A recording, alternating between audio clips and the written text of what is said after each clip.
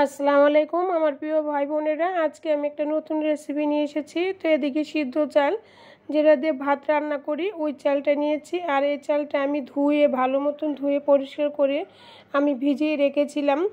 তো আমি অনেকক্ষণই ভিজিয়ে রেখেছিলাম, প্রায় 6 থেকে 7 ঘন্টা পর্যন্ত। তো ভিজিয়ে রেখেছি, এখন আমি এটা দিয়ে পিঠা বানাবো। তো সঙ্গে থাকুন, দেখুন আমি কীভাবে পিঠা বানাচ্ছি। আর আমি এই চালগুলো ব্লেন্ডার করে নিয়েছি। তো ব্লেন্ডার করে এই যে চালগুলো আমি একদম মিহিন করে ব্লেন্ডার করেছি। আর এই যে ছাঁকনি দিয়ে আমি ভালো মতন ছেঁকে নিব, যাতে কোনো রকমের দানা না থাকে। যেহেতু এটা গুটি গুটি করে থাকতে পারে, তাই একদম ভালো মতন ছেঁকে নিতে হবে। তো আমি এগুলো ভালো মতন ছেঁকে নিচ্ছি।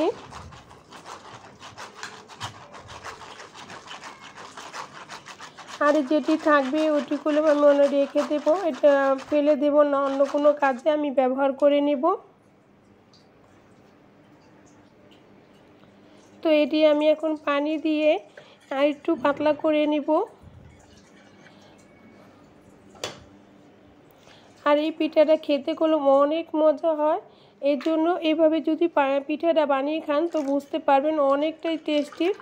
তো এই যে আমি এদিকে করলাম পানি দিয়ে দিয়েছি, আর পানি দিয়ে করলাম আমি পাতলা করে নিচ্ছি। এটা কোনো গাঢ় থাকলে হবে না, এটা একদম পাতলা করে নিতে হবে। বেশি ঘন হলে করলাম এটা ভালো হবে না। আর আমি এদিকে পানি ফুটিয়ে নিচ্ছি আর পরিমাণ মতো লবণটা দিয়ে দিচ্ছি। আর এটা আমি বললাম ফুটন্ত পানিটা নিয়েছি, দেখুন একদম বলক আসছে। এবং পানিটার মধ্যে আমি এটি চালের গুঁড়িটি আমি দিয়ে দিচ্ছি, আর এক হাতে দিয়ে দিচ্ছি, আর এক হাতে দিয়ে এগুলো আমি নেড়ে নিচ্ছি। আর এভাবে যদি না নেড়ে নেন তাহলে পুরো জমা বেঁধে যাবে। আর ভালো মতন করে এটা নেড়ে নিতে হবে, একটু থামালে হবে না, একদম ভালো মতন থেকে নেড়ে নিতে হবে। দেখুন আমি কিন্তু নাড়তে নাড়তে একদম যেমন ঘন হয়ে এসেছে। আর এটা এটা করে অনেক ধপধপে সাদা হয়ে যায়। দেখুন এটা আমি নাড়তে নাড়তে এটা কতটা সাদা হয়েছে আর আর কতটা ঘন হয়েছে। আর এটা নাড়তে আরও ঘন করে নিব আমি। এটা যদি আপনি থেমে গেলে কোনো পুরা লেগে যেতে পারে, তার জন্য এটা থেমে যেতে হবে না, ভালো মতো নেড়ে নিতে হবে। আর এর ভালো মতো নাড়তে নাড়তে একদম যখন শক্ত হয়ে আসবে তখন এটা আমি নামিয়ে ফেলবো। তো আমি ভালো মতো নেড়ে নিচ্ছি। আর নেড়ে নিয়ে দেখুন কতটা আমি ঘনত্ব করেছি। একদম করলাম একটা রুটি বানানোর যে ডোটা তৈরি করতে হয় ঠিক অমনটাই করে নিয়েছি আমি। তো আপনারা তো দেখতেই পাচ্ছেন আমি কি কতটুকু করেছি। একদম যে পাতলা করছি তা না, আমি একটু হাতে তেল মেখে আপনাদের আমি ধরে দেখিয়ে দিচ্ছি। যেমন কাই করলে আর কি যেমনটা হয় ঠিক ওমনটাই আমি করে নিয়েছি। দেখুন একদম সফট, আর একদম সফট হয়ে গেছে এটা। আর এ পর্যন্ত যদি কেউ ভালো লেগে থাকে তাহলে প্লিজ একটা লাইক দিয়ে দিবেন। আর যারা এখনও আমার চ্যানেলটা সাবস্ক্রাইব করেননি চাইলে একটা সাবস্ক্রাইব করে দিয়ে আমার সঙ্গে থেকে যেতে পারেন। আর কেমন হয়েছে কমেন্টে জানাবেন। আমি করলাম সিজে ভরে নিচ্ছি। আর এটা করলাম আমি এই পিঠাগুলো সিজে খেতে করলাম অনেকটাই টেস্টি লাগে। পিঠাটা দেখতে যতটা সুন্দর খেতে তার চেয়েও বেশি স্বাদ। আর আমি এটা করলাম বড় একটা সিরিঞ্জ নিয়েছি। আপনারা এটা দোকানে যে কোনো ওষুধের দোকানে গেলেই পাবেন। আর যদি এটা যদি এভাবে না করেন তাহলে এটা কলের মেশিন আছে, ওইটা দিয়েও করা যায়। তা আমি পলই ভেঙে করবো না, আমি একটা থালের মধ্যে এটা দিয়ে দিব। এর জন্য থালের মধ্যে আমি করলাম একটু তেল মেখে নিচ্ছি যাতে লেগে না যায়। তো আপনারা চাইলে একটা পলি ব্যাগের মধ্যেও এটা করে রোদে শুকাতে পারেন। আমার সুবিধা মতন আমি কি করে নিচ্ছি। আর এটা করলাম ভাপ দিতে লাগবে না, একবারে এটা এভাবে বানিয়ে রোদে শুকিয়ে নিতে হবে। আর এটার ভাপ দেওয়ার ঝামেলা নেই, আপনারা একদম সহজভাবে এই পিঠাটা করলাম ঘরে বানিয়ে নিতে পারেন।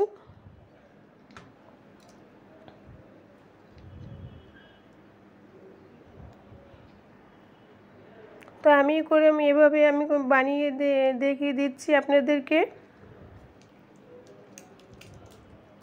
আমি কয়েকটা পিঠা বানিয়ে আপনাদের দেখিয়ে দেব যে কীভাবে করে নিচ্ছি। এটা ভাপ দেওয়ার ঝামেলা নেই, এটা অল্প একটু চাপ দিলেই করলাম সুন্দর একটা পিঠা হয়ে যাচ্ছে। এমন করে আমি অনেকগুলো পিঠা বানিয়ে নেব।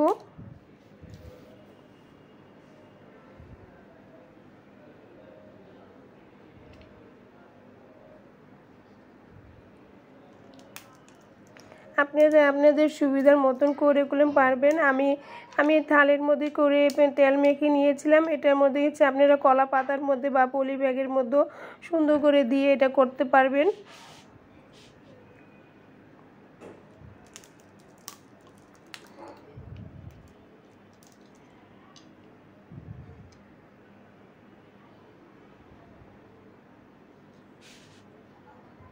তো এটি আমি সবগুলো রোদে শুকিয়ে নিব। আপনারা চাইলে এটা ফ্যানের বাতাসেও শুকিয়ে নিতে পারেন, আর রোদে শুকিয়ে নিলে এটা অনেক দিন রেখে খাওয়া যাবে। তো আমি এটি অনেকগুলো বানিয়ে নিয়েছি, আপনাদের দেখিয়ে দিচ্ছি।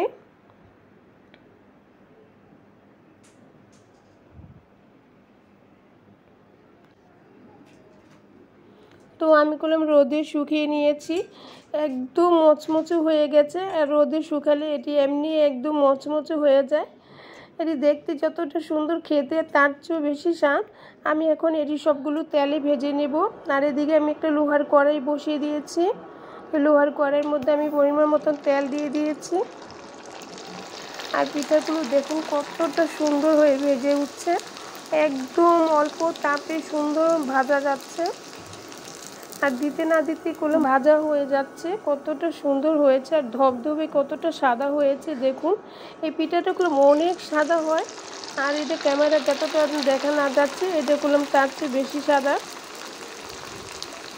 তো আমি আপনাদেরকে কয়েকটা করে ভেজে দেখিয়ে দিচ্ছি। আর আমার পিঠাগুলো এতই বেশি শুকানোর কারণে অনেকটা ভেঙে গিয়ে পিঠাগুলো এতই সফট যে রোদে শুকালে অনেক আলতোভাবে এটা রাখতে হবে যাতে ভেঙে না যায়। এটা এতই সফট, এটা আলতোভাবে রেখে তারপরে এটা ভাজতে হবে, নাহলে ভেঙে যাওয়ার সম্ভাবনা বেশি থাকে। তা আমি দেখুন আমি করে অনেকগুলো ভেজে নিয়েছি। আর আপনাদের দেখিয়ে দিচ্ছি একদম অল্প তাপে কি সুন্দর, আর দিতে না দিতে সুন্দর ফুলে উঠছে।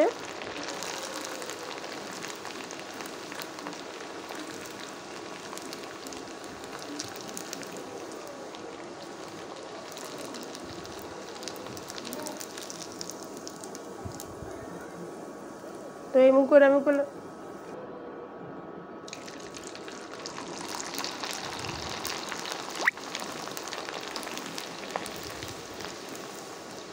তো আমি আবারও বলছি, যদি এ পর্যন্ত কেউ ভালো লেগে থাকে তো প্লিজ একটা লাইক দিয়ে দিবেন। আর যারা এখনও সাবস্ক্রাইব করেন নাই তো চাইলে একটা সাবস্ক্রাইব করে দিয়ে দিতে পারেন। তো আমি সবগুলো পিঠা ভেজে নিয়েছি। তো দেখুন কতটা সাদা হয়েছে, আর এই পিঠাগুলো এতই সাদা যে না খেলে বুঝতে পারবেন না। আর একবার হলে বাসায় ট্রাই করে দেখবেন। পিঠাগুলো দেখতে যেমন সাদা তেমন খেতে তার চেয়েও বেশি স্বাদ। আর এটা অনেক সফট, এটা ধরতে না ধরতে একদম খুয়ে যায়। আপনি যদি বাসায় বানান তাহলে বুঝতে পারবেন।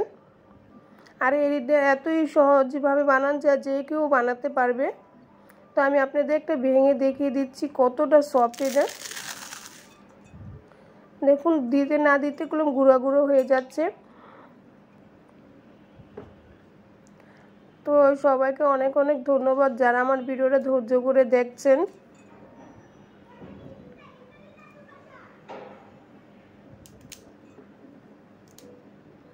তো আমি একটু ভেঙে আপনাদের দেখিয়ে দিচ্ছি। তো আসসালামু আলাইকুম সবাইকে।